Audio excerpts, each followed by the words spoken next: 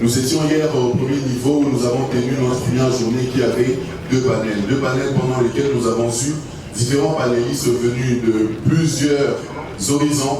Ils étaient en présentiel comme en distanciel. Nous avons discuté de plusieurs thématiques en rapport avec tout ce qui est GMNU. Comme vous le savez, nous sommes à notre 5e congrès qui a pour thème vieillir en bonne santé pour une longévité active. Nous avons donc appris hier, c'était quoi GMNU, c'était quoi la gériatrie, c'était quoi la raison de ce congrès. Nous avons eu des magnifiques panélistes qui ont brossé chacun un certain nombre de sujets, notamment la cascade gériatrique qui nous a fait comprendre comment est-ce qu'on pouvait partir d'un petit problème de santé pour aboutir à des gros soucis chez les personnes âgées. Alors pour débuter avec le merveilleux programme de ce jour, nous allons procéder donc à l'entrée de certaines autorités, certains officiels qui nous ont fait l'honneur d'être parmi nous ce matin. Alors je vais comme ça, avec tout le respect, appeler Monsieur l'Honorable Ladi, qui va déjà faire son entrée parmi nous. Pendant qu'il sera en train de faire son entrée, nous pouvons l'encourager avec nos applaudissements. Il est député national, Honorable Ladi Yangotikala. Nous sommes dans la joie de vous recevoir parmi nous. Est-ce qu'on peut l'applaudir s'il vous plaît? Voilà. Après l'honorable Ladi qui est parmi nous, bonjour honorable. Nous allons donc appeler monsieur les PCA de la CNSAP, la Caisse nationale de la sécurité sociale pour les agents publics. Applaudir s'il vous plaît pendant qu'il s'avance aussi. Merci monsieur le PCA pour l'honneur. Et en dernier lieu, nous allons appeler notre présidente, celle qui est la visionnaire de GMNU, celle qui est la visionnaire de ce pourquoi nous sommes là, la vaillante docteur Caroline Tunda Mokako, pendant qu'elle s'avance de ce jour. Chers honorables, chers PCA, chers professeurs, chers experts, chers panélistes, chères présidentes, chers membres du comité d'organisation, chers participants, nous accueillir aujourd'hui dans ces beaux cadres de Hilton Hotel pour la deuxième journée de notre 5e congrès GMNU intitulé « Vieillir en bonne santé pour une longévité active ». Des interventions de qualité sont prévues pour nous aujourd'hui afin de nous entraîner dans le bain de tout ce qui est la prise en charge des personnes âgées. Nous allons aujourd'hui comprendre quelle est la vision des GMNU pour ces personnes âgées, quelle est la politique que le pays veut mettre en place pour aider ces personnes âgées à rester en bonne santé, avoir une longévité active, et c'est là au travers des différentes interventions que nous aurons incessamment. Alors, d'entrée des jeux, nous allons inviter sur cette estrade l'honorable Ladi Yangotikala pour un mot de bienvenue et une ouverture officielle. Honorable, nous vous accordons la parole. Est-ce qu'on peut l'applaudir s'il vous plaît? Une lourde responsabilité. Madame Caroline, vous ne savez pas peut-être l'ampleur ou la grandeur de la responsabilité sur vos épaules.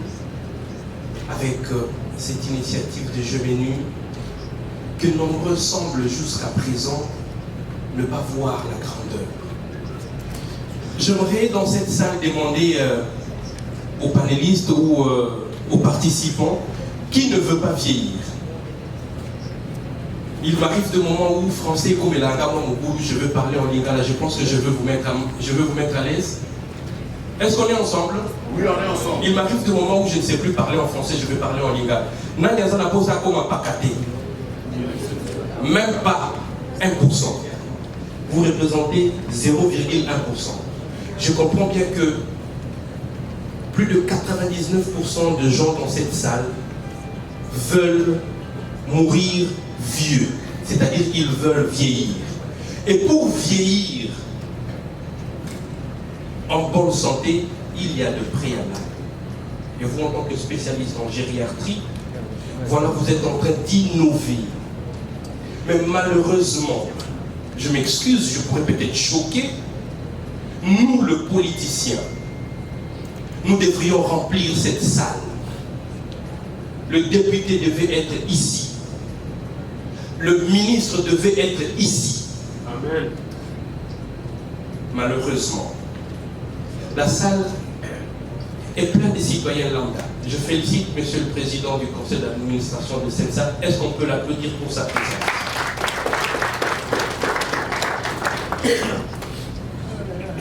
Madame Caroline, aujourd'hui vous êtes incompris. mais vous êtes en train de devenir comme une prophétesse. Je vais atterrir en donnant une toute petite anecdote. Dans la Bible, il existe une histoire. Pharaon avait fait un songe. Vous connaissez Pharaon? Il avait fait un songe. 7 vaches grasses qui se sont fait avaler par 7 vaches maigres. Et il n'avait pas compris le songe. Il a sollicité l'interprétation. Le magicien, le sage de l'Égypte, personne. Mais on a fait appel à un prisonnier, il s'appelait Joseph, pour venir interpréter. En interprétant, il a dit qu'il y avait 7 années d'abondance qui devaient se faire succéder par 7 années de disette. Aujourd'hui, on est encore fort. Nous avons de l'énergie. Pensez-vous que demain, nous aurons la même énergie, la même force Yakolukambo que nous avons aujourd'hui? Je ne pense pas. Et heureusement pour l'Égypte, pour l'humanité, pendant ces moments, ils ont écouté l'interprétation de Joseph, qui avait dit que cette année d'abondance, on va vivre la vache grasse, on aura beaucoup d'argent, on va bien manger, on va bien dormir, mais après 7 ans d'abondance, il y aura 7 ans de carence, il y aura 7 ans de disette. Qu'est-ce qu'il faudrait faire pour mieux vivre pendant les 7 années de disette? Et c'est comme ça que notre Joseph d'aujourd'hui, Madame Caroline, est en train de venir avec cette innovation de Gémenu pour que l'OBI, tant de vieillir en bonne santé et que nous soyons utiles à la société. Je vous remercie. Mais ça fait Monsieur Christian Tungila, qui est le PCA de la SNSAPES, on peut l'appeler s'il vous plaît, pour avoir les bienvenus aussi. Merci beaucoup. Nous allons rester dans la Bible. Hein? On va donner le go. La parole de Dieu nous dit ceci. Par rapport à la foi. Parce que je sais que le peuple congolais, nous sommes très croyants. Chacun de nous ici appartient à une confession religieuse. Et la Bible nous dit qu'il faut ajouter à la foi la connaissance. Et à la connaissance, la sagesse. Cette connaissance, c'est entre autres savoir qu'est-ce qu'on fait demain quand on aura 60, 65 ans, 70 ans, 75 ans, 80 ans. Cette sagesse dont parle ce verset-là, c'est aussi savoir préparer sa retraite pendant qu'on est encore jeune. C'est cela la sagesse. Je ne sais pas si vous me suivez.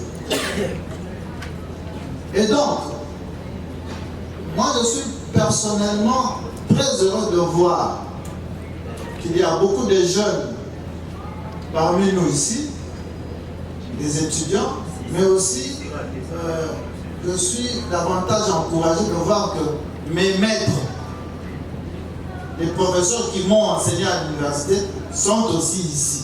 C'est pour vous dire que c'est une question qui touche à tous les âges. Vous n'avez pas perdu votre temps en étant ici. Au contraire, ce que vous allez entendre ici, vous devez le capitaliser, pas seulement pour vous-même, mais pour vos proches aussi, et pour tous ceux qui vous entourent. Nous devons, à partir de cette conférence, édifier un mouvement qui va réveiller toute la nation. Voilà ce que je pouvais dire comme mot introductif. Je vous remercie. Merci, cher PCA, pour ce mot. Alors, moi, je n'ai pas d'anecdote dans la Bible, donc nous allons passer. Alors, nous poursuivons notre programme. Nous allons donc appeler le président du conseil d'administration ou le président du comité d'organisation de la structure Gémenu et du 5e congrès. Je vais donc faire appel à M. Anthony Tunda Kitenge qui va venir faire le mot de bienvenue. Pendant qu'il s'avance, vous pouvez l'applaudir, s'il vous plaît.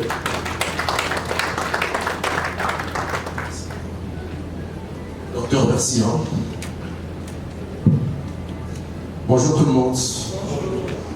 Excellence, honorables députés et sénateurs, Monsieur le ministre de la Santé, son représentant, chers invités de marque, distingués professeurs, docteurs et professionnels de la santé, chers participants, c'est avec le même honneur et la même humilité que hier où j'ai eu le privilège de présenter la première allocution d'ouverture que je prends à nouveau la parole aujourd'hui en ce deuxième jour du 5e congrès de Chémenu.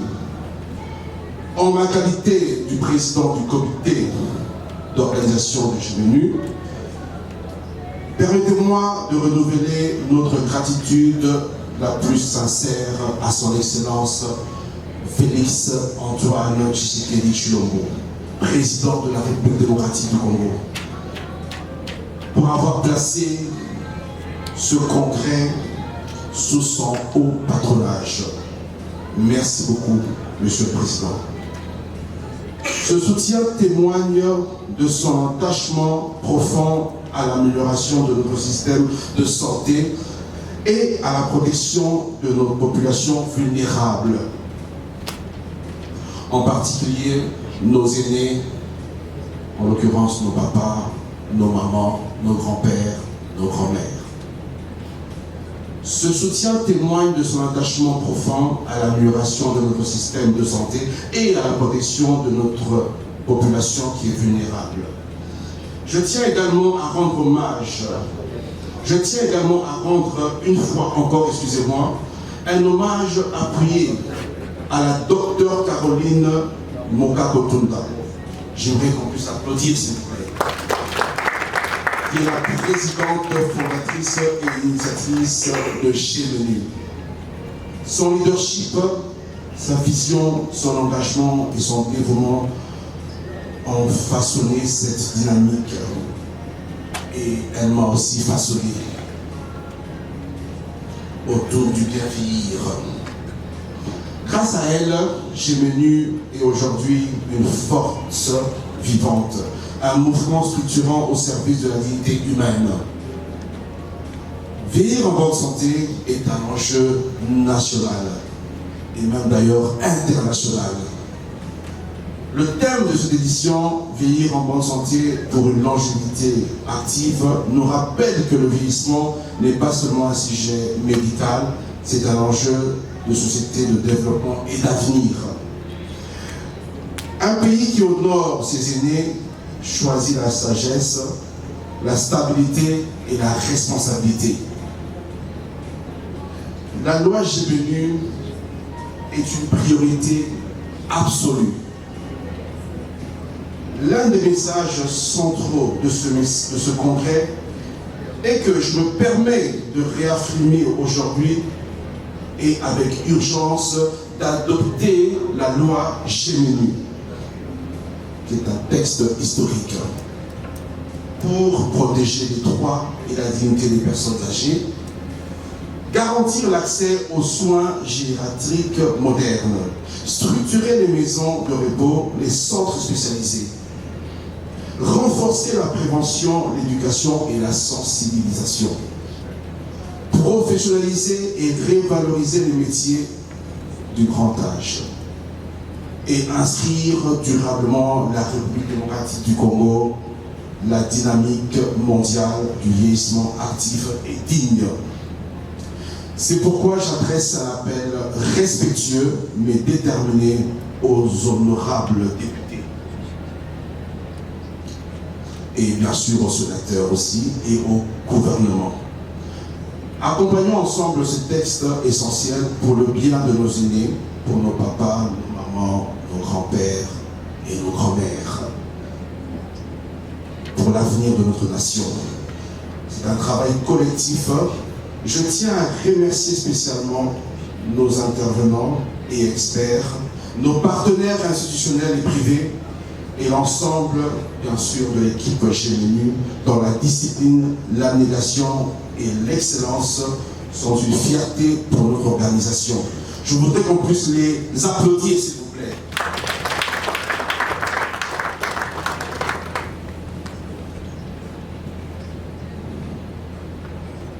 Nous consolidons les bases d'une RDC où l'on peut vieillir dignement en sécurité, en santé et dans le respect. Puisse cette deuxième journée renforcer notre détermination collective et faire avancer encore plus concrètement la mise en œuvre d'une véritable politique du grand âge dans notre pays. Je vous souhaite à toutes et à tous un excellent programme. Merci beaucoup.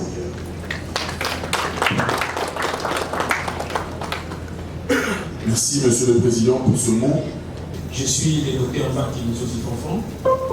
Je suis gériatre de l'Université de Sorbonne. Je suis membre de Gemini et je suis aussi expert en secteur médical privé, dont je suis aussi le coordonnateur d'une association nationale de médecins prioritaires dans le secteur médical privé. Alors, il est prévu pour nous de vous parler sur le thème vieillir en bonne santé pour une longévité active. Mais le vieillissement dont nous sommes en train de faire allusion, c'est un processus physiologique. Mais pour moi, c'est un couteau à double tranchant. Pour les uns, c'est une expérience vécue, une bibliothèque vivante.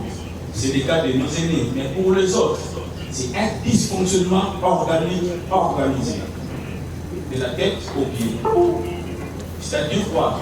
Il y a des pertes de mémoire, donc on peut dire de maladies qui justifient de maladies chroniques, déjà un trouble cognitif ou la démence. Mais au niveau du cœur, il y a aussi baisse de l'activité cardiaque qui peut être à la base de certaines cardiopathies. Au niveau du poumon, de même, qui peut expliquer certaines pneumopathies. Au niveau hépatique aussi, il y a diminution du métabolisme qui peut justifier certaines hépatopathies. Mais aussi au niveau du pancréas, il y a diminution d'une sécrétion hormonale qu'on appelle l'insuline. C'est ce qui est à la base du diabète chez les personnes à âge avancé. Voilà. Le diabète chez les personnes âgées avancées inclut la surveillance des symptômes tels que la fatigue,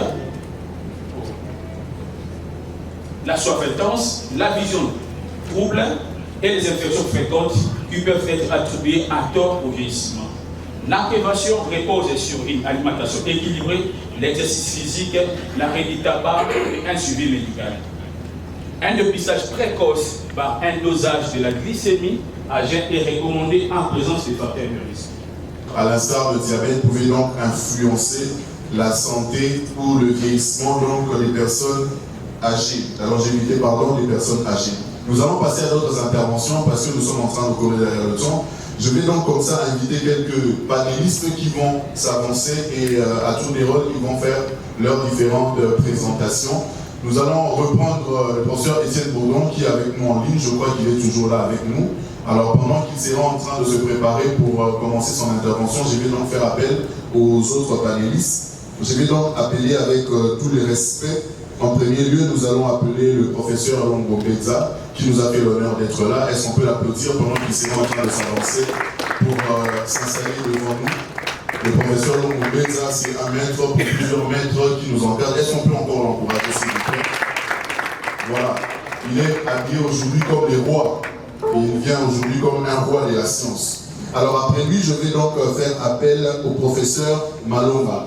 Le professeur Malonga qui va s'avancer, il sera aussi un de nos panélistes. Pendant qu'il s'avance, est-ce qu'on peut l'applaudir s'il vous plaît? Alors, je pense que nous allons passer, puisque le professeur Étienne Bourdon, si nous avons des questions, nous allons le prendre une fois à la fin. Alors, nous allons donc poursuivre avec les panels. Alors, nous allons poursuivre avec les panels. Nous avons devant nous trois panélistes qui nous ont rejoints de qualité. Nous avons le prof Longo, le prof Malonga ainsi que le prof Binda Ngoma. À tour de rôle, ils vont développer les différentes thématiques qui sont reprises, notamment le professeur Longo qui va nous parler de la situation démographique, tendances et projections, quelles perspectives pour les 30 prochaines années.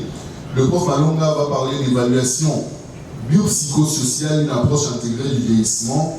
Et le prof Binda Ngoma va donc nous parler des types de soins, la bienfaisance et la non-malfaisance. Alors, avec ces 3 panélistes, nous allons donc entamer avec les différentes discussions. Alors, je vais donc faire appel à nos 2 invités d'honneur qui sont là avec nous. Je vais donc faire appel à monsieur les députés, Lazi, Yango Tikala qui est avec nous. S'il vous plaît, avec tout le respect, excellent, vous pouvez vous avancer devant. Vous serez avec nos différents panélistes, vous allez aussi prendre la parole. Et donc, je vais aussi faire appel à monsieur le PCA, Christian Fugila, il va aussi s'avancer. Il sera devant nous. Et donc, je vais donc passer la parole au premier panéliste qui sera le professeur Longo afin de nous parler de son sujet.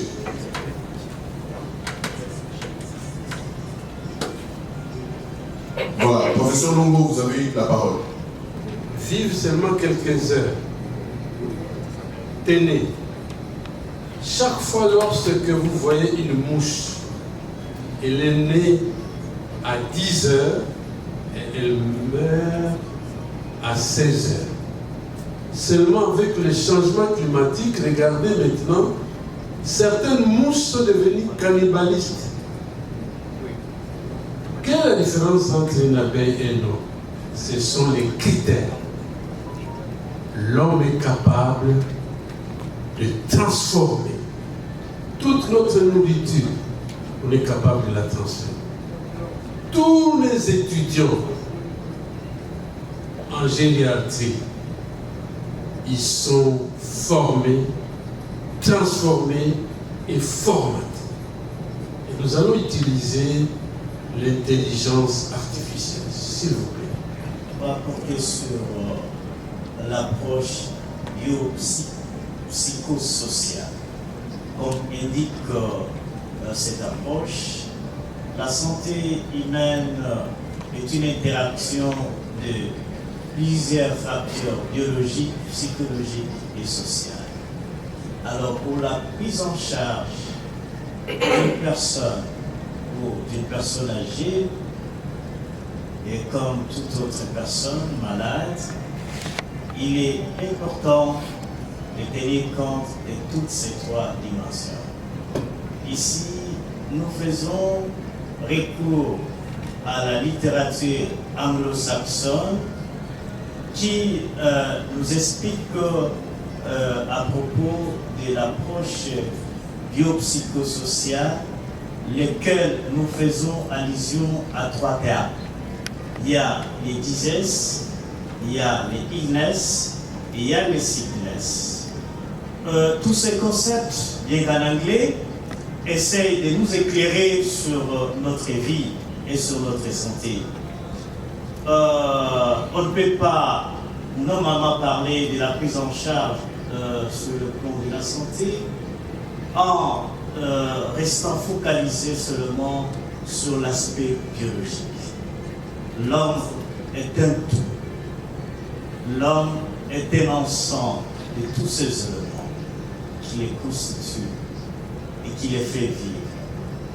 L'approche biopsychosociale, c'est une approche qui va au-delà de l'approche médicale. L'approche médicale, bien sûr, a démontré son évolution et sa performance, mais il faut intégrer dans l'approche médicale une autre dimension, les 2 dimensions que nous appelons psychologique et sociale.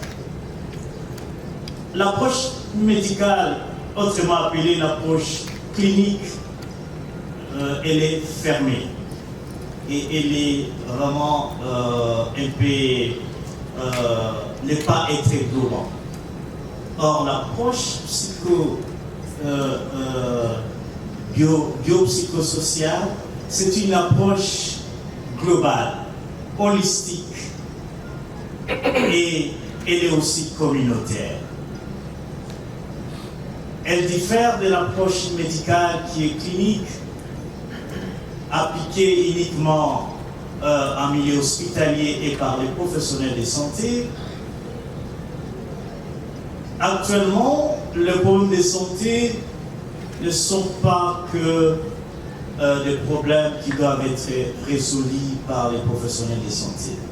Hier, il y a un panéliste qui nous a exhorté pour dire que le problème de santé, c'est un problème multidisciplinaire.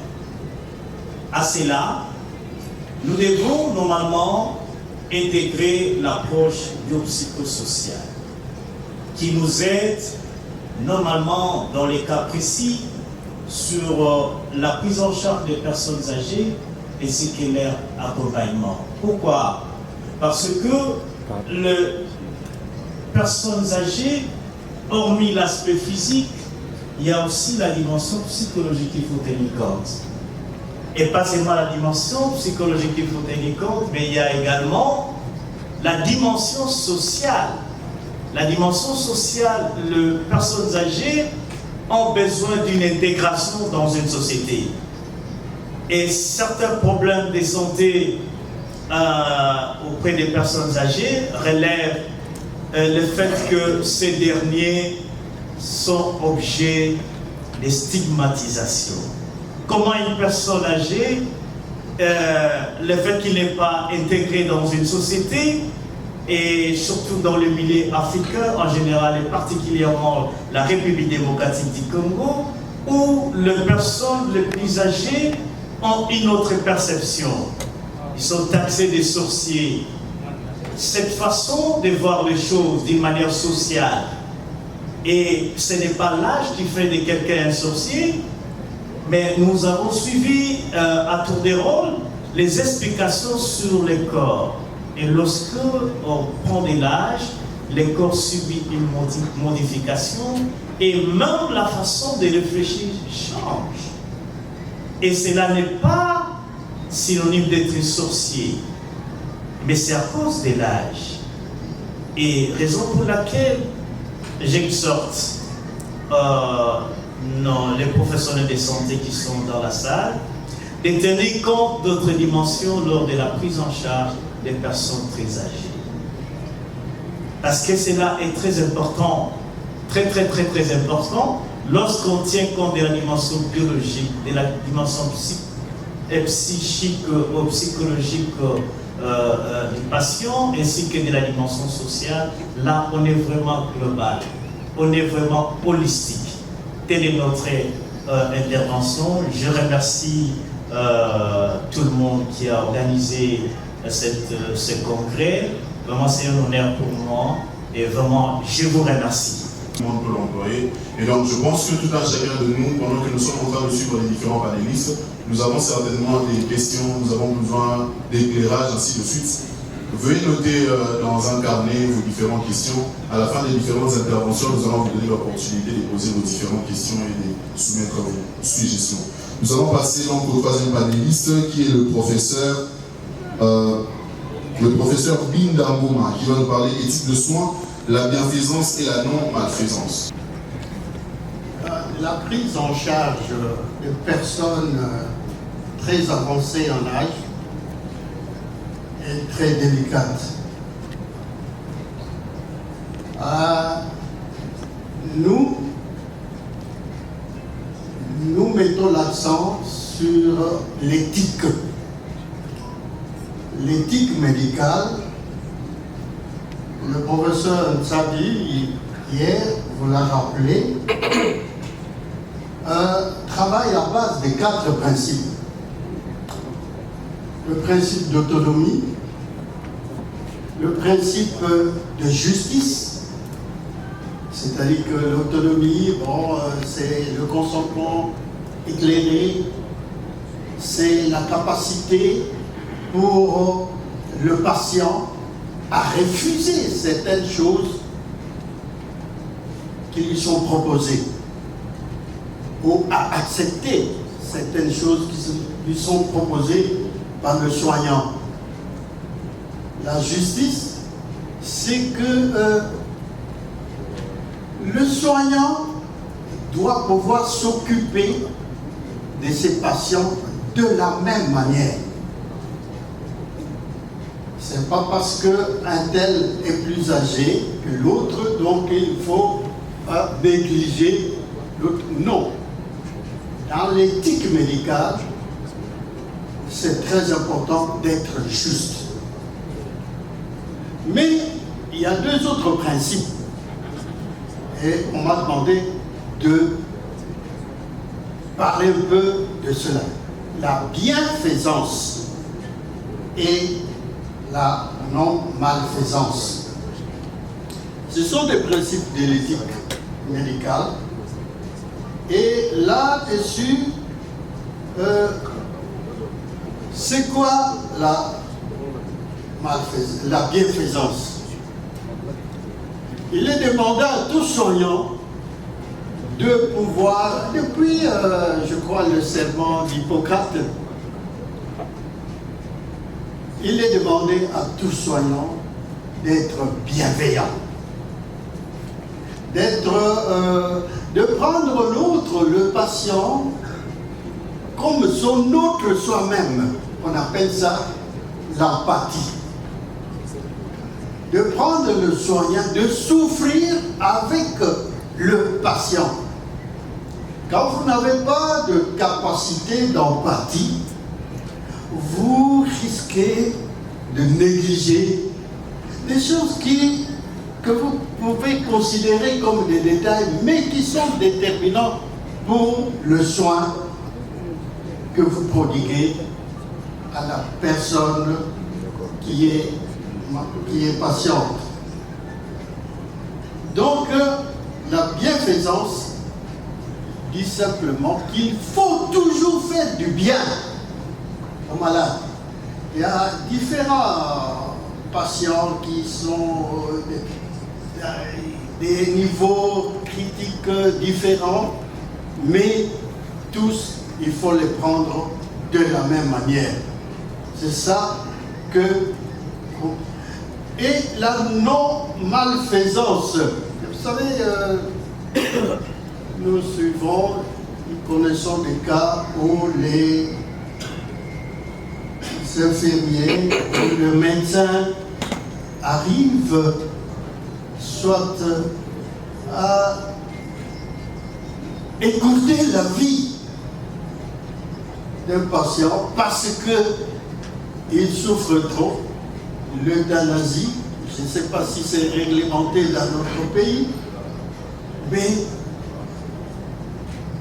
le soignant n'a pas à décider tout seul de faire du tort au malade. Le malade, c'est un homme, c'est une personne vulnérable, fragile, c'est une personne qui parfois ne peut pas décider de lui-même. Et le soignant n'a pas le droit de pouvoir prendre une mauvaise décision vis-à-vis de celui-là qui souffre. Ne rien faire qui puisse être préjudiciable au soignant. C'est ça le principe de la non-malfaisance. Vous voyez, ce sont des notions que l'on connaît, mais qu'il faut toujours répéter aux soignants pour qu'ils soient attentifs. Il y a des gens qui peuvent être tentés d'empoisonner. Quand vous empoisonnez quelqu'un, vous lui injectez un produit qui n'est pas celui qu'il faut. C'est une malfaisance. Je pense que cela doit être bien connu de tous les soignants, médecins, infirmiers, etc., tout le personnel qui entre en ligne de compte dans le soin qu'il faut donner, spécialement à nos aînés, spécialement à tous ceux qui sont d'un âge très avancé. J'ai dit, je vous remercie. Avec l'université du Cameroun en ligne, et nous sommes contents que le gouvernement de la République démocratique du Congo va reconnaître les universités en ligne. Parce qu'il y a des gens qui sont à Kisangani, ils n'ont pas toujours tout ce qu'il faut. Et nous sommes contents d'avoir un député visionnaire. Chers amis, pourquoi j'interviens? Je commence à compléter le professeur Ngomabinda à droite. Merci, professeur, d'insister sur le serment d'Hippocrate. Chez nous, souvent, c'est un serment d'hypocrite. Mais il n'y a pas seulement le serment d'Hippocrate, il y a le serment de Genèse. Alors nous, les médecins, nous devons savoir, ils vont prêter serment devant qui? Devant leur maître. Et ça, toute la vie, pour faire du bien. Et comme le professeur Ngomabinda est toujours à côté de moi, je voudrais insister sur l'altruisme dangereux. Le bon samaritain, il va aller vers Jéricho et il rencontre Kiuna et Kuluna. Mais lui, il a eu le courage de descendre pour aider quelqu'un. Alors, nous étions tout à l'heure en train de suivre l'intervention du professeur Ngomabinda qui nous a parlé de principes éthiques très importants. Alors hier, nous étions avec le président de l'Ordre des médecins qui nous avait aussi abordé sur cette même question. Il a parlé de quatre principes d'éthique, notamment l'autonomie, la bienfaisance, la non-malfaisance, ainsi que la justice. Et aujourd'hui, le professeur Ngomabinda s'est attelé sur deux principes majeurs, notamment la bienfaisance et la non-malfaisance. Il nous a fait comprendre qu'avec la bienfaisance, nous étions supposés considérer la personne que nous prenons en charge, notre patient comme étant nous-mêmes. Il a élevé comme ça le sujet de l'empathie. Et il a parlé aussi d'un principe très important de la non-malfaisance. Primum non nocere, toujours ne pas nuire. Et je disais tout à l'heure que si nous avons des questions, nous allons donc les préparer et pendant le moment des discussions et des débats, nous pourrons donc les adresser à nos différents panélistes. Ainsi donc nous allons passer au PCA, celui qui nous a fait l'honneur d'être là. Il est le président du conseil d'administration de la CENSA. Pour ceux qui ne le savent pas, c'est la Caisse nationale de l'administration, la Caisse nationale de la sécurité sociale pour les agents publics de l'État. Donc nous avons la CENSA pour les agents publics de l'État et puis nous avons aussi la CNCS pour les privés ou tout le monde. Le régime général, c'est-à-dire ça concerne tous les travailleurs contractuels, du public comme du secteur privé. La deuxième, c'est la CENSA, Caisse nationale de sécurité sociale, les agents publics de l'État, qui, elle, gère exclusivement les fonctionnaires de l'État, les agents publics en général.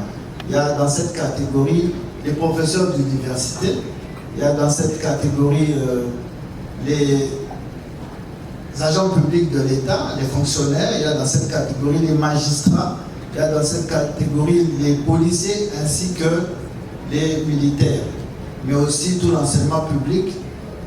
Il faut mettre dans le lot aussi le personnel académique, administratif et technique des universités publiques.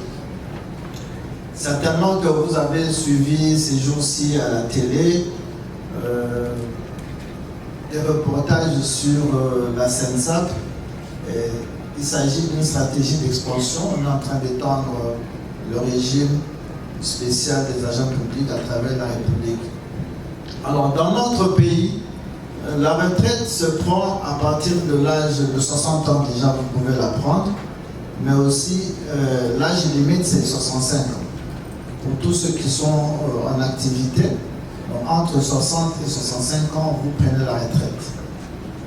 Et les caisses de sécurité sociale dans lesquelles les agents qui dépendent d'elles ont eu à cotiser payent des pensions chaque mois ou chaque trimestre selon qu'elles sont organisées. La sécurité sociale, pour faire simple, moi je n'aime pas la définir, mais j'aime plutôt donner les trois axes sur lesquels elle est assise. Il y a d'abord la population cible.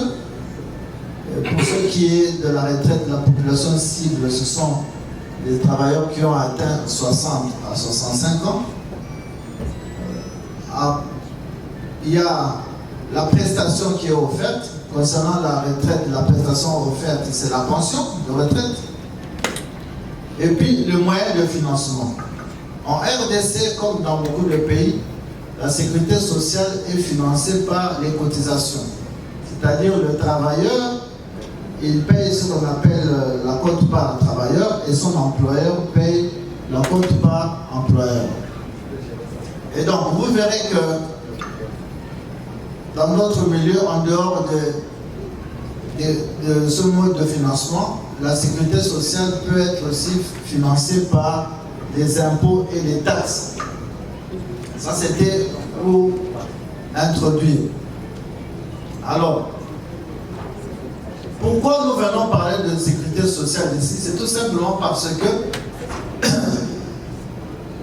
le vieillissement dont on est en train de parler, les personnes de troisième âge, sont concernées par la pension de retraite. Et actuellement, à travers le monde et même en RDC, nous sommes confrontés à plusieurs défis. Les défis sécuritaires, les défis financiers, mais aussi les défis sociaux dont on est en train de parler ici, qui sont notamment le choc démographique et l'impératif d'inclure d'autres catégories dans la sécurité sociale actuelle. Lorsque nous parcourons l'histoire à travers le monde, on se rend compte qu'il y a eu un boom démographique entre les années 40 et 60. Et aujourd'hui, ces gens issus du boom démographique sont en train d'aller à la retraite, sont appelés à des négociations, à des échanges, à des concertations pour que le régime reste en équilibre. Et généralement, pour maintenir l'équilibre des régimes, on utilise soit le recul d'âge de départ à la retraite, c'est-à-dire au lieu que les gens partent à la retraite à 65 ans, on peut reculer l'âge de départ à la retraite, comme c'est le débat actuellement en Belgique, même si les gens s'y ont opposés, mais c'est l'une des stratégies, malheureusement, pour maintenir les équilibres de la caisse. Ça va ajouter au nombre de ceux qui cotisent. Si vous ne voulez pas reculer l'âge de départ à la retraite, il faut alors augmenter le taux de cotisation. Bon, là, souvent, quand on augmente le taux de cotisation, on est buté au refus des employeurs parce que la FEC, souvent, et les autres organisations des employeurs sont opposées. Parce que si nous parlons des autres branches de sécurité sociale, là on est en train de parler exclusivement de la retraite où le travailleur cotise mais l'employeur aussi cotise. Mais pour d'autres branches, c'est exclusivement les cotisations des employeurs qui sont prélevées. Et donc si on augmente les taux, ça augmente la pression fiscale sur les employeurs. C'est pourquoi la FEC est souvent réticente. Et une troisième stratégie pour maintenir les équilibres des systèmes de sécurité sociale, c'est celui de diversifier les sources de financement. C'est-à-dire, au lieu d'avoir des retraites, des pensions, des allocations sociales, des risques professionnels, des allocations maladie, des prestations aux familles financées exclusivement par les cotisations, on peut aussi les financer par des impôts et des taxes qui seront créés et s'ajouter donc ainsi aux cotisations qui sont prélevées. Voilà, monsieur le modérateur, ce que je pouvais dire à ce niveau sur la retraite. Je vous remercie.